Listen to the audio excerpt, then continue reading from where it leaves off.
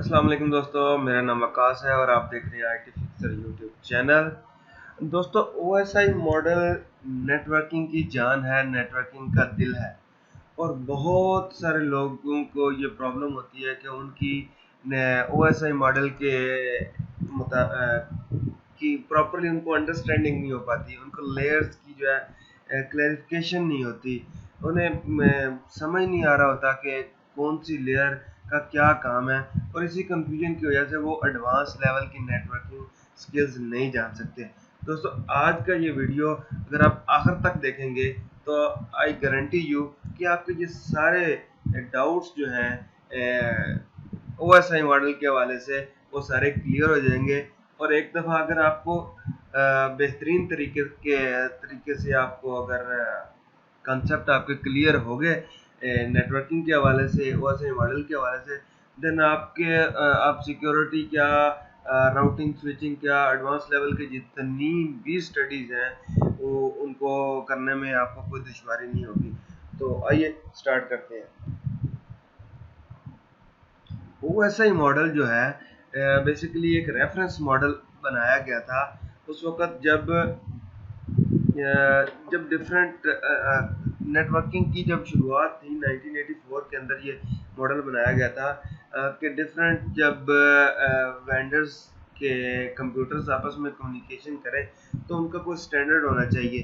जैसे एक तरफ आपके पास IBM की मशीन है, दूसरी तरफ एप्पल टाक है, तो दोनों शुरू में ऐसा होता था कि हर कोई अपना प्रोटोकॉल बनाता था और सिर्फ अपने ही टाइप के कंप्यूटर के साथ उसकी कम्युनिकेशन होती थी। लेकिन जैसे जैसे टाइम गुजर रहा था तो इंटरनेशनल ऑर्गेनाइजेशन फॉर स्टैंडर्ड जो है उन्होंने ये सोचा, उन्होंने ये समझा कि इस वक्त अब कोई ऐसा प्रोटोकॉल होना चाहिए, कोई स्टैंडर्ड होना चाहिए कि क्रॉस प्लेटफॉर्म भी कम्युनिकेशन जो है वो इजीली हो और उसका कोई एक प्रॉपर तरीका हो, सेट ऑफ रूल्स हों और जिनको उन्होंने सबको एक ही मॉडल के अंदर सम अप किया और उसका नाम रखा open system interconnection reference model, जिसकी बेस के ऊपर बाद में एप्पल टाक और TCP IP सूट भी उसके ऊपर डिज़ाइन किया गया। OSI मॉडल बेसिकली 7 लेयर्स के ऊपर बेस करता है। इसको 7 लेयर्स के अंदर डिवाइड किया गया है और इनको फर्दर हमने इसकी 2 ग्रुप्स बनाए हुए हैं, जिसमें जो हमारी टॉप की 3 लेयर है, एप्लीकेशन, प्रेजेंटेशन और सेशन लेयर, उसको टॉप लेयर्स भी कहा जाता है। और जो नीचे वाली 4 लेयर्स हैं, transport layer, network layer, data link और फिजिकल लेयर, इनको बॉटम लेयर्स भी कहते हैं। इनको टॉप और बॉटम के ग्रुप क्यों इनके नाम रखे गए हैं, इनको हम आगे जाके डिस्कस करेंगे। सबसे पहले हम स्टार्ट करते हैं, हमारी जो टॉप मोस्ट लेयर है एप्लीकेशन लेयर। एप्लीकेशन लेयर सबसे ऊपर वाली लेयर है और ये 7वीं लेयर है। ये याद रखना कि एप्लीकेशन सबसे टॉप पे है और ये 7वीं लेयर है। और एप्लीकेशन लेयर जो है इसके ऊपर जो प्रोग्राम्स होते हैं उनको जब नेटवर्क की ज़रूरत होती है तो एप्लीकेशन लेयर उनको नेटवर्क की सहूलियात जो है मुयसर करने के लिए मुयसर कराती है। और इसके जो भी एप्लीकेशन लेयर के ऊपर प्रोग्राम्स होती हैं वो 2 तरह के होते हैं। एक को हम कहते हैं नेटवर्क अवेयर, दूसरे को नेटवर्क अनअवेयर।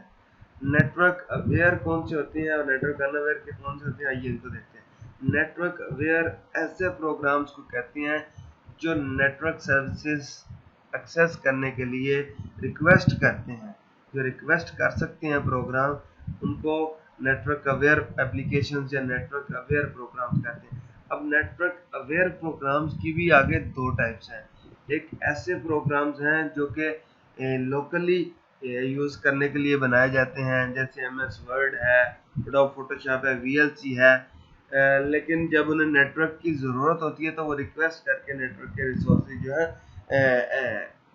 एक्सेस कर सकते हैं with the help of application layer. दूसरे नंबर पे ऐसे प्रोग्राम्स हैं जो मेनली बनाए ही रिमोट एप्लीकेशंस, रिमोट सिस्टम्स को एक्सेस करने के लिए बनाते हैं। बेसिकली उन्होंने नेटवर्क की सर्विसेज यूज़ करनी होती हैं, जिनमें आपके पास SSH है, टेलनेट है, FTP है।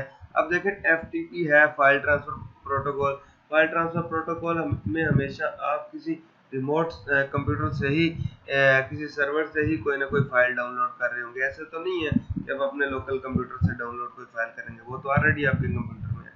तो FTP, TFTP, SSH, HTTP, ये सारे ऐसे प्रोटोकॉल्स हैं जो हमें वो सर्विसेज प्रोवाइड करते हैं जो बेसिकली किसी रिमोट कंप्यूटर के ऊपर चल रही होती हैं, और उनका एक हमें इंटरफेस प्रोवाइड करती हैं।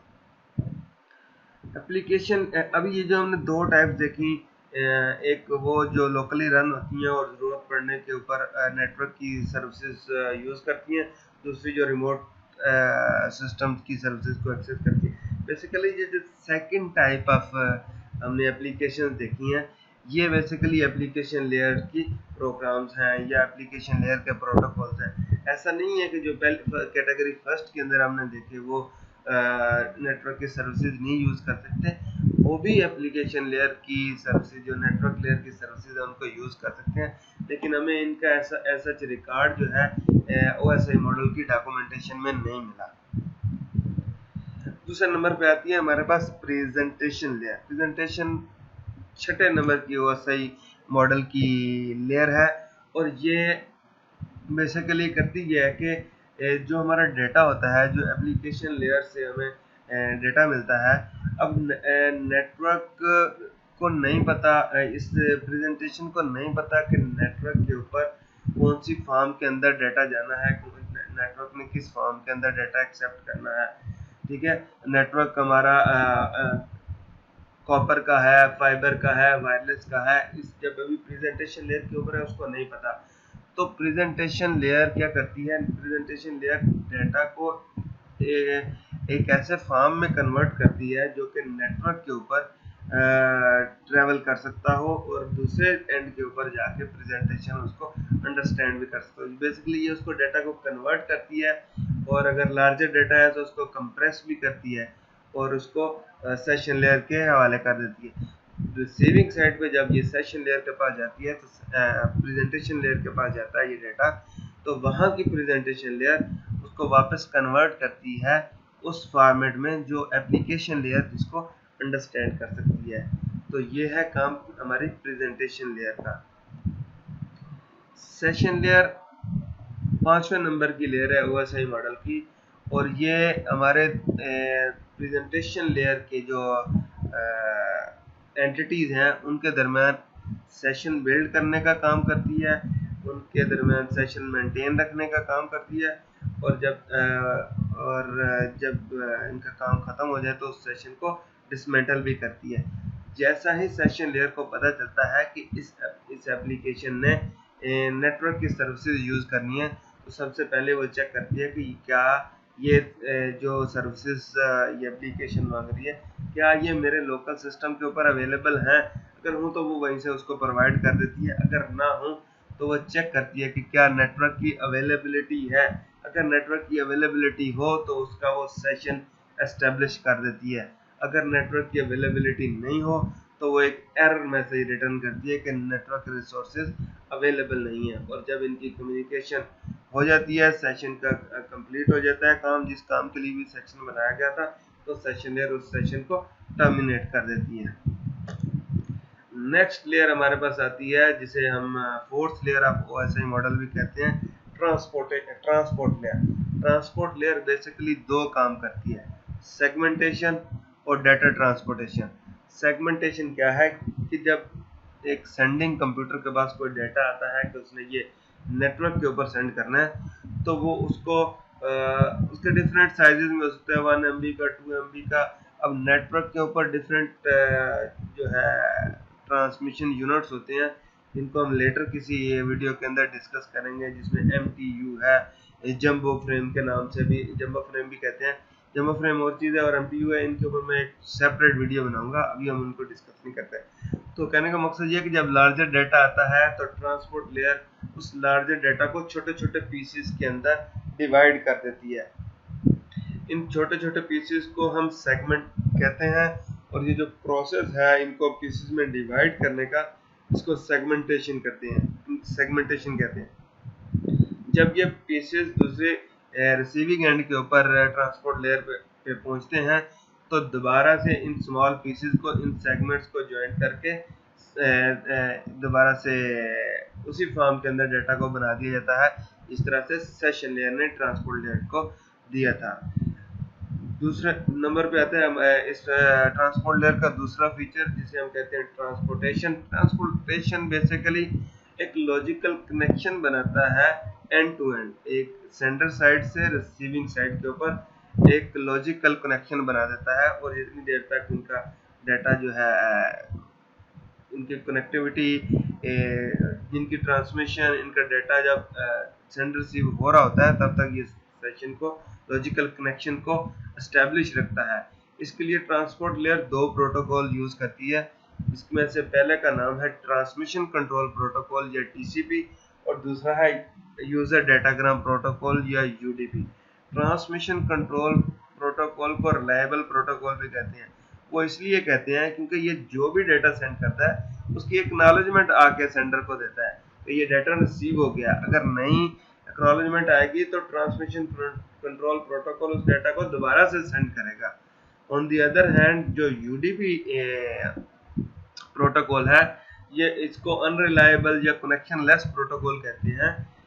वो इसलिए कि ये जो भी डाटा सेंड करता है बस एक फिक्स इंटरवल के साथ डाटा सेंड करता रहता है, और ये कोई एक्नॉलेजमेंट का वेट नहीं करता। इसमें अगर कोई डाटा लॉस हो भी जाए तो वो दोबारा सेंड नहीं होता। बेसिकली इसका फ़ायदा भी है कि जब हमें फास्टर कम्युनिकेशन चाहिए होती है, जैसे वॉइस है, वीडियो है, तो हम यूडीपी यूज़ करते हैं कि अगर कोई डाटा लॉस हो जाए तो हम कह देते हैं भाई आवाज़ नहीं आई, दोबारा से बताना।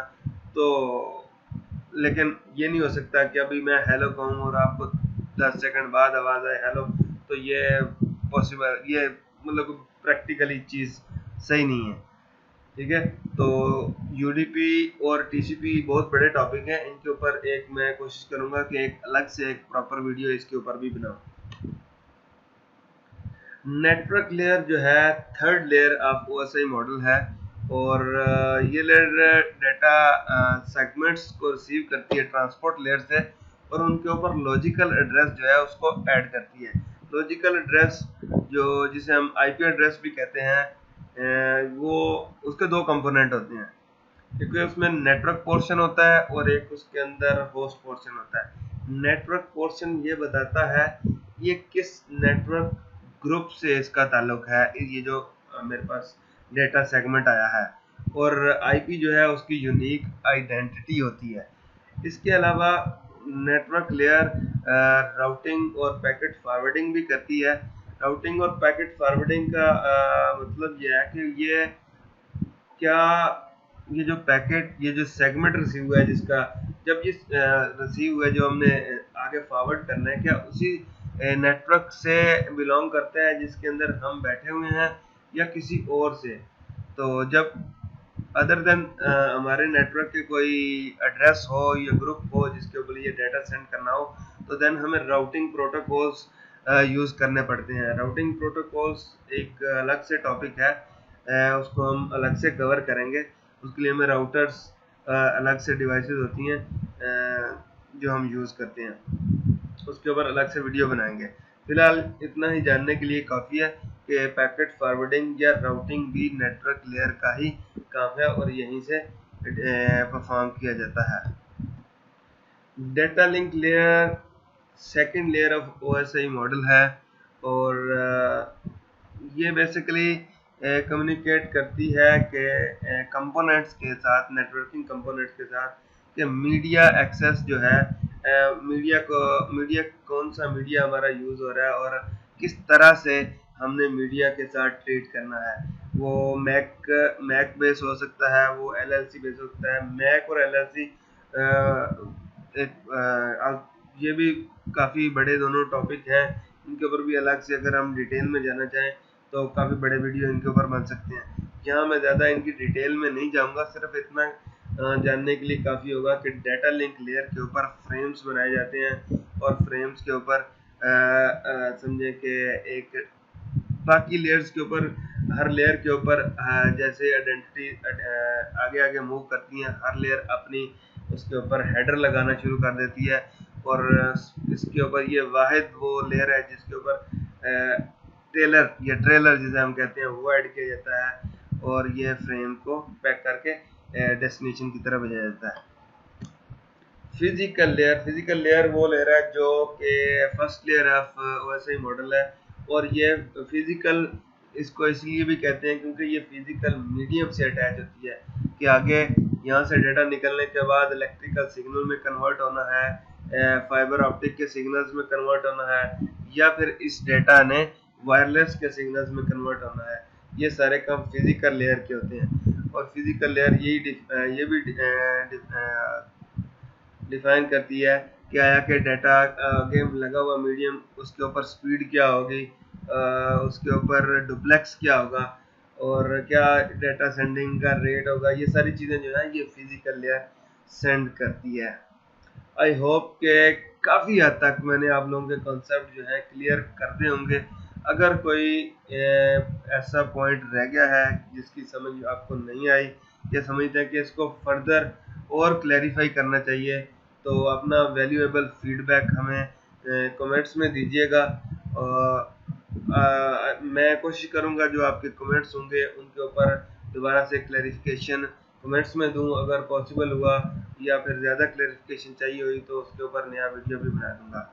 होप कि आपको वीडियो पसंद आया होगा। वीडियो अच्छा लगे तो वीडियो को लाइक कीजिएगा, दोस्तों के साथ शेयर कीजिएगा, और अगर अभी तक आपने हमारे चैनल को सब्सक्राइब नहीं किया तो IT फिक्सर यूट्यूब चैनल को सब्सक्राइब कर लीजिए, और ज़्यादा से ज़्यादा शेयर कीजिए।